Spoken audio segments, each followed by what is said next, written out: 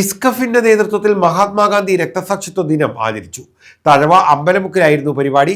ഗാഡ്ഗിൽ അനുസ്മരണവും നടത്തി. ഇസ്കഫിന്റെ നേതൃത്വത്തിലാണ് ഗാന്ധി രക്തസാക്ഷിത്വ ദിനാചരണം നടത്തിയത്. ഇതോടനുബന്ധിച്ച് ഗാഡ്ഗിൽ അനുസ്മരണവും സംഘടിപ്പിച്ചു. തഴവ അമ്പലമുക്കിൽ നടത്തിയ പരിപാടി ഇസ്കഫ് സംസ്ഥാന പ്രസിഡിയം ചെയർമാൻ മുല്ലക്കര രത്നാകരൻ ഉദ്ഘാടനം ചെയ്തു. ഇവിടെ എന്ത് നടണം എന്ന് നമുക്ക് തീരുമാനിക്കാം.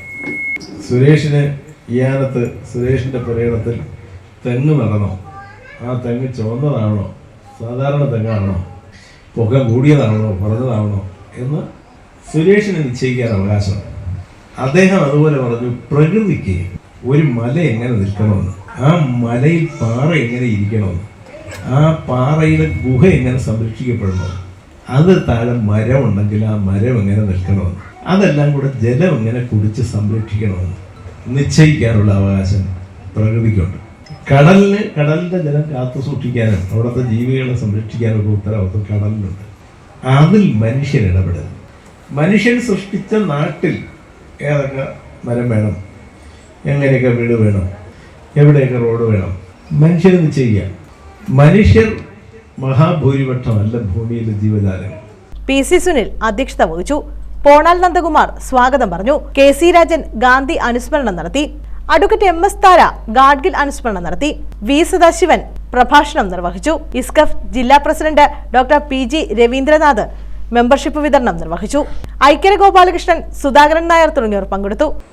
പാകിസ്ഥാൻ എന്നൊരു രാജ്യമുണ്ടായി. ആ രാജ്യത്തിന് പണം കൊടുക്കേണ്ടി വന്ന ഒരു കരാർ, അതിലും ഗാന്ധിജിയെ ഇന്ന് ഇന്ത്യയിൽ കുറ്റപ്പെടുത്തും.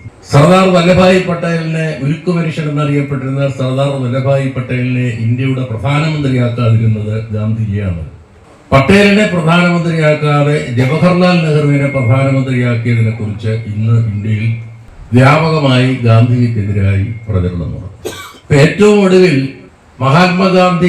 ഗാന്ധിജിയുടെ സ്മരണ നിലനിൽക്കത്തക്ക തരത്തിൽ ഇന്ത്യയിൽ ഏതൊക്കെ സംരംഭങ്ങൾ തുടങ്ങിയിട്ടുണ്ടോ അതൊക്കെ ഇല്ലാതാക്കുവാനുള്ള പരിശ്രമങ്ങളും നമ്മുടെ രാജ്യത്ത് ഇന്ന് ഭരണാധികാരികൾ തുടങ്ങി വെക്കുക മാത്രമല്ല, അത് പ്രാവർത്തികമാക്കി.